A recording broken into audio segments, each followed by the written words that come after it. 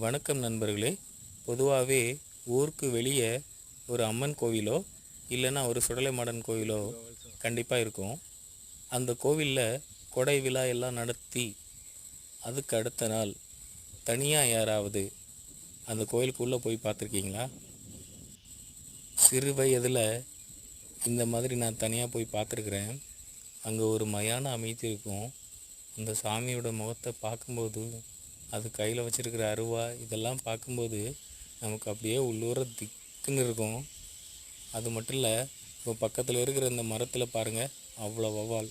இந்த வௌவால் எல்லாம் திடீர்னு கீச்சு கீச்சுன்னு சத்தம் போட்டு அப்படியே பறக்கும் பாருங்கள், அப்படியே அள்ளு விட்டுரும். இந்த அனுபவம் யாரெல்லாம் அனுபவிச்சிருக்கீங்க? அனுப்பிச்சவங்க இதை கமெண்டில் சொல்லுங்கள். ஓகே நண்பர்களே, சப்போர்ட் பண்ணுறதுக்கு தேங்க்யூ.